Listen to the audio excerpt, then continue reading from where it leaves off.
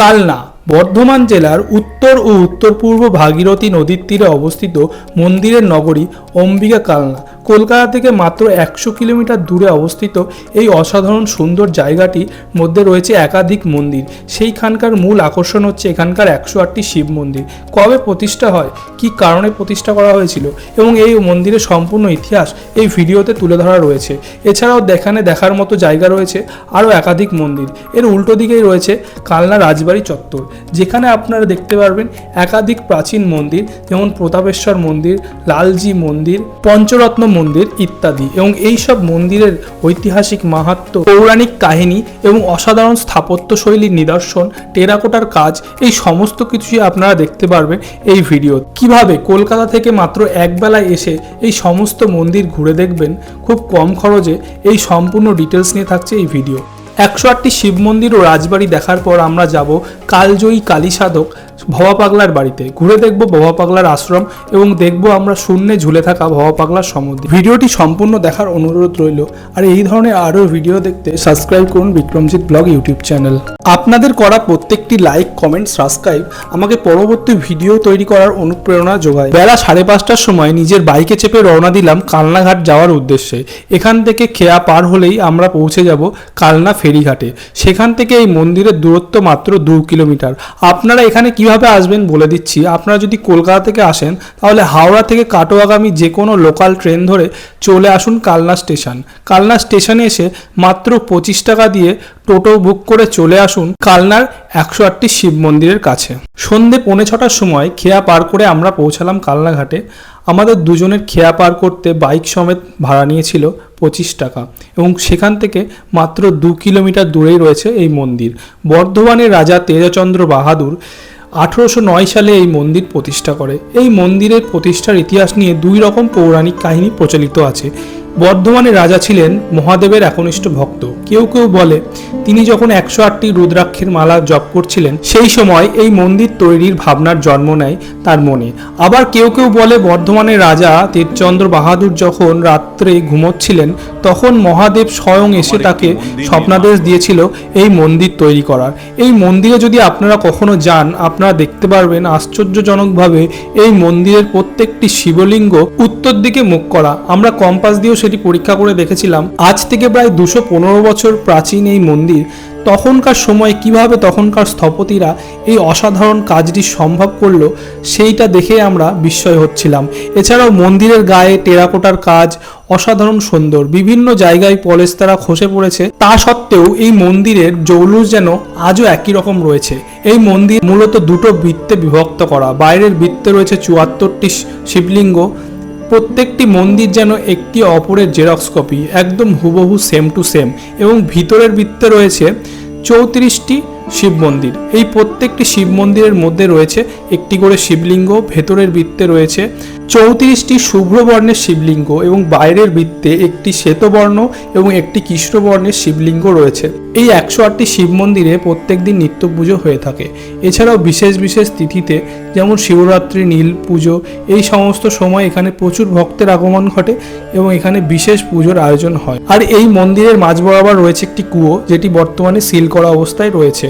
আর এই মন্দিরের প্রত্যেকটি চূড়ায় আপনারা দেখতে পারবেন তৎকালীন রাজার একটি বিশেষ প্রতীক চিহ্ন প্রত্যেকটি চূড়ায় রয়েছে। এই মন্দিরে প্রবেশ করতে গেলে কোনো রকম প্রবেশ মূল্য লাগে না। সন্ধ্যে 7টা অবধি খোলা থাকে এই মন্দির। এই মন্দিরে প্রবেশ করতে গেলে অবশ্যই জুতো খুলে এখানে প্রবেশ করতে হবে, অন্যথায় এখানে 5,000 টাকা জরিমানা দিতে হবে কালনা পৌরসভাকে। সম্পূর্ণ মন্দিরটি দর্শন করে আমরা এবার যাচ্ছি এইখানকার রাজবাড়ি চত্বরটি দেখতে। এই মন্দিরের একদম প্রবেশদ্বারের উল্টো দিকেই রয়েছে রাজবাড়ির প্রবেশপথ। এইখানেও রয়েছে একাধিক মন্দির। আর এখানে ঢুকতেও কিন্তু কোনো প্রবেশ মূল্য লাগে না, সম্পূর্ণ এন্ট্রি ফ্রি। এখানে আমি যখন প্রবেশ করলাম এখানকার 2জন দারোয়ান আমাকে জিজ্ঞেস করছিল ভিডিও কেন করছেন, কি রিজন। তখন আমি বললাম আমি ট্র্যাভেল ব্লগ বানাই এবং বিভিন্ন জায়গার ট্যুরিজমকে প্রমোট করি।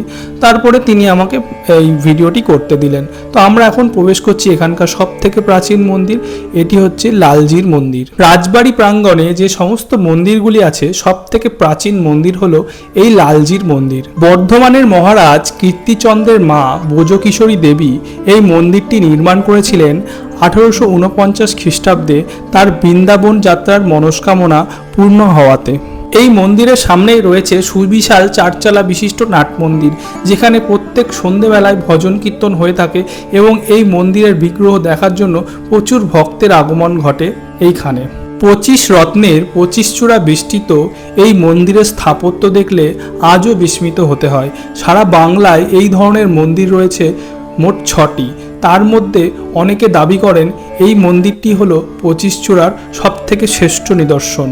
আমরা দেখেছি দক্ষিণেশ্বর কালী মন্দির 9 চূড়া শৈলীতে তৈরি, আর এই মন্দিরটি পুরো 25টি চূড়া শৈলীতে তৈরি। অসাধারণ একটি সুন্দর মন্দির। এরপরে আমরা দেখলাম পঞ্চরত্ন মন্দির, অর্থাৎ 5টা শিব মন্দির, যার 3টি বড় এবং 2টি ছোট। ঠিক এই পঞ্চরত্ন মন্দিরের পাশেই রয়েছে চাঁদনি শৈলীতে তৈরি রূপেশ্বর মন্দির। বর্তমানে এই রাজবাড়ি প্রাঙ্গণটিকে এত সুন্দর আলোকসজ্জায় সজ্জিত করা হয়েছে, সন্ধেবেলায় গেলে এর অপরূপ রূপ দেখে যে কেউ মুগ্ধ হবে। আমরাও কিন্তু এর আগে অনেকবার গেছি দিনের বেলায়, কিন্তু এই প্রথম রাত্রেবেলায় দেখে আমরা মুগ্ধ হয়ে গেলাম। এবারে আমরা প্রবেশ করলাম পাঁচিল দিয়ে ঘেরা 65 ফুট উঁচু কৃষ্ণচন্দ্রজি মন্দির চত্বরে, এবং সেখানেই রয়েছে এই শিব মন্দিরটি, এবং এই শিব মন্দিরটির গর্ভগৃহে রয়েছে একটি শিবলিঙ্গ, আর তার পাশেই রয়েছে কৃষ্ণচন্দ্রজি মন্দির। এই দরজা দিয়ে প্রবেশ করতে হয় কৃষ্ণচন্দ্রজি মন্দির। এই মন্দিরটিও কিন্তু 25 চূড়া শৈলীতে তৈরি, অর্থাৎ লালজি মন্দিরের সাথে এই মন্দিরের হুবহু মিল রয়েছে। তিলকচাঁদের মাতা লক্ষ্মী কুমারী দেবী 1752 খ্রিস্টাব্দে এই 25 চূড়া বেষ্টিত কৃষ্ণ মন্দিরটি প্রতিষ্ঠা করেন। 3 তলা এই মন্দিরের গর্ভগৃহে রয়েছে রাধাকৃষ্ণের বহু প্রাচীন বিগ্রহ, যা আজও নিত্য পুজো হয়ে থাকে। টেরাকোটা বলতেই বাংলায় বিষ্ণুপুরের মন্দিরগুলির কথা মনে পড়ে, কিন্তু এই মন্দিরে যে সমস্ত টেরাকোটার কাজ রয়েছে তার বিষ্ণুপুরের মন্দিরগুলির থেকে কোনো অংশে কম যায় না। এখানে গেলে আপনি এখানকার টেরাকোটার কাজ দেখে মুগ্ধ হয়ে যাবেন। এই মন্দিরের পাশে রয়েছে আরও 2টি মন্দির, যেখানে রাম সীতার বিগ্রহ রয়েছে। এই মন্দিরে স্নান্ত স্নিগ্ধ পরিবেশে আসলে মনের মধ্যে অদ্ভুত রকম একটি ভক্তিভাব জেগে ওঠে এবং শান্তির অনুভব হয়। এই মন্দিরগুলিতে টেরাকোটার কাজের পাশাপাশি ফুলকারি শৈলীর কাজও দেখতে পাওয়া যায়। 16 শতকে চৈতন্য মহাপ্রভু এই কালনায় এসেছিলেন, তখন এই কালনায় বৈষ্ণব ধর্মের প্লাবন বয়ে যায়। কৃষ্ণচন্দ্রজি মন্দির দর্শন করেই আমরা বেরিয়ে দেখতে পেলাম ছাদবিহীন রাসমঞ্চ, যার গঠনশৈলী দেখলে মুগ্ধ হতে হয়। 1849 সালে প্রতাপচন্দ্রের স্ত্রী পেয়ারী কুমারী দেবী এই প্রতাপেশ্বর মন্দির প্রতিষ্ঠা করে। এই প্রতাপেশ্বর মন্দিরের গর্ভগৃহে রয়েছে একটি শিবলিঙ্গ। অবশেষে সবকটি মন্দির দেখে আমরা বাইরে বেরোলাম। এই বাইরেই রয়েছে একাধিক খাবার স্টল। এখান থেকে আপনারা টোটো পেয়ে যাবেন। এখান থেকে টোটো বুক করে সোজা চলে আসুন কালজয়ী কালীসাধক ভবা পাগলার বাড়ি। আমরা এসে পৌঁছালাম ভবা পাগলার বাড়ি। মন্দির থেকে ভবা পাগলার বাড়ির দূরত্ব 2.5 কিলোমিটার এবং যেতে সময় লেগেছিল প্রায় 10 মিনিট মতো। এই হচ্ছে ভবা পাগলার বাড়ির মা ভবতারিণী মন্দির। এই ভবা পাগলা সম্বন্ধে যতই বলবো বলা কম হবে। তিনি ছিলেন মহা কালীসাধক, শক্তির উপাসক। তিনি বহু গান রচনা করেন নিজের জীবৎকালে। এছাড়াও তিনি যেমন লোকগীতি রচনা করেছেন বিভিন্ন দেহতত্ত্বের উপরে গান। তিনি কোনো রকম ধর্মের ভেদাভেদ মানতেন না, ছোঁয়াছুত এইসব তিনি বিশ্বাস করতেন না। তিনি মনে করতেন যেই কালী সেই কৃষ্ণ, তার মতে সবই এক। এই ভবা পাগলা নিজের জীবনকালে প্রায় 82,000 গান রচনা করেন এবং ভবা পাগলার এই আশ্রমে তার লিখিত প্রায় 26,000 গান রয়েছে। এটি দেখছেন ভবা পাগলার সমাধি। এই ভবা পাগলার সমাধিটিও ভবা পাগলা নিজেই ডিজাইন করেছিলেন তার মৃত্যুর আগে, এবং তিনি এমনভাবেই করেছিলেন যেটা মাটিকে স্পর্শ না করে ঝুলন্ত অবস্থায় থাকবে শূন্যের ওপরে। এই সমাধি দেখে আমরা মুগ্ধ হয়ে গেলাম। এই ভবা পাগলার আসল নাম ভবেন্দ্রনাথ ভট্টাচার্য। তিনি মায়ের ভক্তিতে পাগল হয়ে যান, তাই লোকে ভবের পাগল ভবা পাগলা বলতো।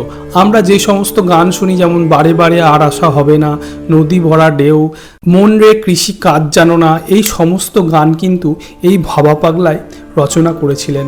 আমরা দেখলাম সেই ঘর যেখানে বসে তিনি গান রচনা করতেন। সারা ভারতবর্ষে ভবা পাগলার প্রায় 250টি আশ্রম রয়েছে, এমনকি বাংলাদেশেও তার আশ্রম রয়েছে। ভবা পাগলার মন্দির দর্শন করে আমরা চলে আসলাম কালনার বিখ্যাত ফুচকা স্টল রবি অজয়ের ফুচকা স্টলে। আপনারা যদি কখনো কালনা যান তবে অবশ্যই একবার এইখানকার ফুচকা ট্রাই করে দেখতে পারেন, অসাধারণ স্বাদের হয়। আর এই ফুচকার দোকানের পাশেই রয়েছে একটি চপের দোকান, এটিও এখানকার খুব ফেমাস একটি দোকান। এখানে পাওয়া যায় একাধিক রকমের বিভিন্ন টাইপের চপ, অবশেষে আমরা ফিরতি ফেরি ধরে পৌঁছে গেলাম শান্তিপুর। আপনাদের যদি এই ভিডিওটি ভালো লাগে লাইক, শেয়ার, কমেন্ট, সাবস্ক্রাইব করে আমাদের পাশে থাকবেন।